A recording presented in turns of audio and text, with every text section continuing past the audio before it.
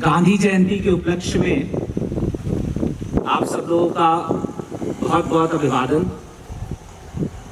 यद्यपि पिछले वर्ष जैसे हमने गांधी जयंती के दिन सेवा भाव के साथ इस संस्थान की सफाई करी थी, कोरोना संक्रमण के कारण आज हम वो नहीं कर पा रहे हैं, परंतु हमारे हृदय में आज भी वही भाव है कि हमको अपने संस्थान की, अपने राष्ट्र की और अपने विचारों की, सभी की सफाई करनी है।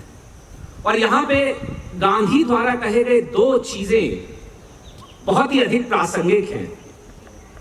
सबसे पहला जो गांधी ने हमेशा एक चीज पे ध्यान दिया, एक फोकस दिया, एंड दैट वाज ट्रुथ, सत्य।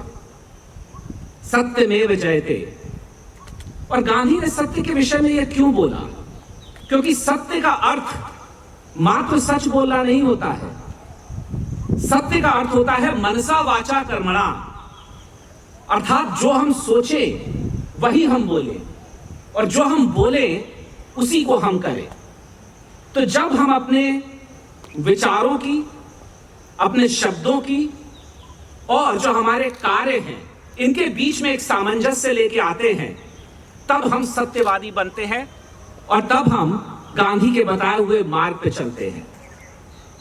बहुत सारे लोगों का कहना है कि संभवतः सत्य बोलना हमेशा ठीक नहीं होता है और इसीलिए हमें आवश्यक है कि हम सत्य के वास्तविक स्वरूप को जानें। महाभारत के 15वें दिन जब युधिष्ठिर ने एक छोटा सा असत्य बोला था, असत्य भी नहीं बोला था, क्योंकि युधिष्ठिर का यह मानना था कि उन्होंने सत्य ही बोला था।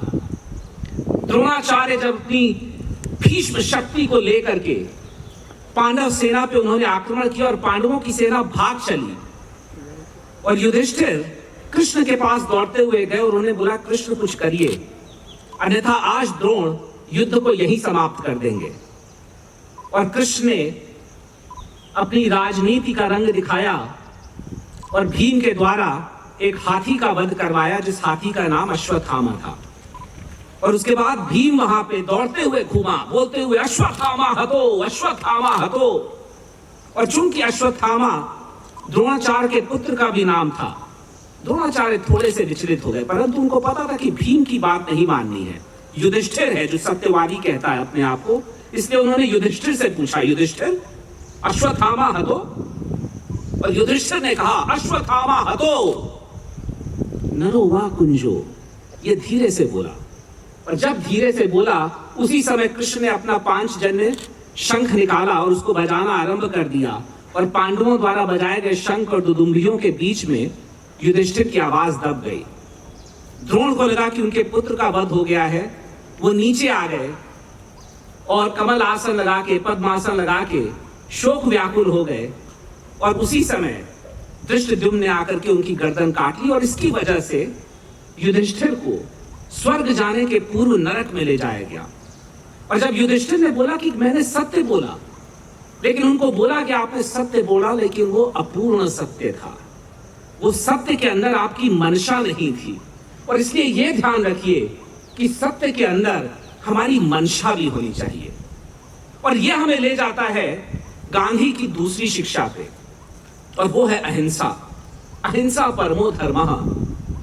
और आज जब हम अहिंसा की बात करते हैं और आज हम जब सोचते हैं, काफी लोग बोलते हैं कि गांधी संभवतः आज प्रासंगिक नहीं है, और मुझे ऐसा लगता है कि गांधी आज जितने प्रासंगिक हैं संभवतः पूरे विश्व में पहले किसी भी और काल में इतने प्रासंगिक नहीं थे। हमारे देश में अभी हाल ही में जो एक दो घटनाएं हुई हैं, उसमें आप देखेंगे कि कैसे हिंसा के द्वारा लोगों को दबाया गया है। हमें इस हिंसा को समाप्त करना है। और बहुत सारे लोगों को यह भी मानना है कि अहिंसा से संभवतः कुछ होता नहीं है, अहिंसा से आप कुछ बदल नहीं सकते। यदि आपको कोई थप्पड़ मार रहा है, आप उसे वापस थप्पड़ नहीं मारेंगे तो वह संभवतः आपको कमजोर समझ के आपके ऊपर चढ़ता जाएगा। याद रखिए, गांधी ने जो बात बोली थी वो बहुत गूढ़ थी और बहुत गहन थी। Gandhi said, "We will not strike a blow, but we will receive them." And through our pain, we will make them see their injustice because it hurts, like all fighting hurts. हम किसी को मारेंगे नहीं, परंतु हम उस मार को सहन करेंगे।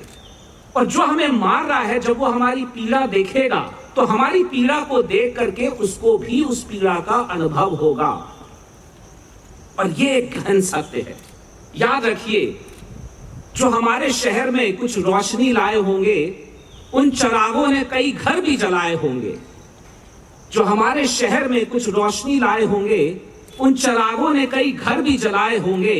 हाथ यकीनन उसके भी हुए होंगे जख्मी, जिसने कांटे मेरी राहों में बिछाए होंगे। यदि आप दूसरों के मार्ग में कांटे बिछाने चलते हैं, तो आपके हाथ से भी लहू बहेगा अवश्य, आपको भी पीड़ा का अनुभव होगा अवश्य। और इसलिए जो आपके कर्म हैं, उनसे अहिंसा झलकनी चाहिए, उनमें हिंसा नहीं आनी चाहिए। लेकिन मात्र कर्मों से ही अहिंसा नहीं होती है, शब्दों से भी अहिंसा होती है। क्योंकि आजकल आपको सिर्फ टीवी चालू करना है और आप देखेंगे कि कैसे शब्दों की हिंसा चतुर्दिशाओं में फैली हुई है। इस हिंसा को भी हमें नियंत्रण में लाना है। ऐसी वाणी बोलिए मन का आपा खोए, और इनको शीतल करे आपहु शीतल होए। वाणी पे तो हमारा नियंत्रण हो ही सकता है। और इसके साथ साथ एक कदम और आगे जाकर के विचारों की हिंसा, इसके ऊपर भी यदि हम नियंत्रण कर ले, तो ना सिर्फ हमारा बल्कि हमारे आसपास सभी का जीवन सुखमय बन सकता है। और ये बहुत आवश्यक है, क्योंकि कभी कभी हमें समझ में नहीं आता कि ये जो विचारों और शब्दों की हिंसा है, वो कितना गहरा प्रभाव करती है। यहां पे बहुत सारे लोग खड़े हैं और मुझे पता है कि आप सबके साथ जीवन में कभी कुछ ना कुछ तो हुआ ही होगा। हम सबका जीवन ऐसे तो बाहर से बहुत निर्मल दिखता है, परंतु पता नहीं कौन कौन से रहस्य हमारे जीवन में छुपे हुए हैं, कौन कौन सी स्मृतियां हमारे जीवन में छुपी हुई हैं। और यदि आप उन पर चिंतन करें तो पाएंगे कि संभवतः शारीरिक हिंसा से आप पे उतना प्रभाव नहीं पड़ा था, लेकिन यदि शाब्दिक हिंसा और यदि विचारों की हिंसा, आपका किसी ने अपमान किया हो शब्दों द्वारा या सिर्फ विचारों द्वारा, तो उसका जो प्रभाव है वो जीवन पर्यंत रहता है। और ऑब्वियसली यहाँ पे जो साइकोलॉजी के हमारे सहकर्मी हैं, साइकोलॉजी के जो हमारे शिक्षक हैं, वो इस बात को और बेहतर समझा सकते हैं। और इसलिए ध्यान रखिए कि हमें अपने विचारों पे भी नियंत्रण करना होगा, और विचारों पे नियंत्रण करने के लिए हमें अपने मन पे नियंत्रण करना आवश्यक है। यद जागृतो दूर मुदैति दैवम तदु सुप्तस्य तथैवैति दूरम गमम ज्योतिषाम ज्योतिरेकम तन्मे मनः शिव संकल्पमस्तु। ये जो हमारा मन है, ये बड़ा चंचल होता है और जागृत अवस्था में भी उतनी दूर चला जाता है जितना कि सुप्तावस्था में। इस मन को यदि हम नियंत्रण करेंगे, इस मन को नियंत्रित करेंगे, इस मन को शुभ और संकल्प विचारों से रखेंगे, शिव संकल्पों से रखेंगे, तो जो हमारे विचारों की हिंसा है वह भी नहीं होगी।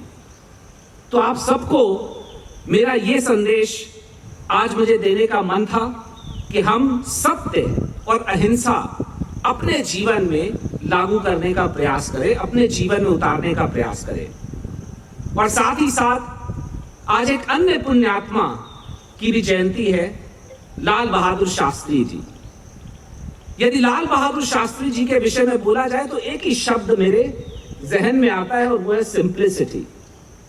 लाल बहादुर शास्त्री जी वो सिंप्लिसिटी पर्सोनिफाइड। चाहे वो उनका जीवन हो, चाहे वो उनके कार्य करने की शैली हो, चाहे एक पद पे पहुंचने के पश्चात उनका आसपास के लोगों से व्यवहार हो, सब में एक सिंप्लिसिटी थी। आज जो कोरोना का कोविड-19 संक्रमण है, उसने भी हमें सिंप्लिसिटी की तरफ एक धक्का दिया है, एक पुश दिया है। और हमको ये समझ में आ गया है कि हमारी आवश्यकताएं इतनी नहीं है जितना हम उनको बढ़ा देते हैं। और मुझे लगता है कि यदि हमें इस चीज को सोचना होगा, इस चीज को समझना होगा, इस दर्शन को समझना होगा, क्योंकि यदि हम आधुनिकता को चीर करके देखें तो उसमें से सिर्फ भौतिकवाद झांकता हुआ दिखाई देता है। और यदि हम इस चीज को समझें तो हमें पता चलेगा कि एक सिंप्लिसिटी में भी एक अपना अलग ही आनंद है। गांधी ने कहा था that this universe, this planet has enough for everybody's need, but it does not have enough for even one person's greed. और इस संक्रमण ने हमें यह दिखाया है कि हम कम रिसोर्सेज में बहुत कुछ कर सकते हैं, और आप सब ने इसको चरितार्थ किया है।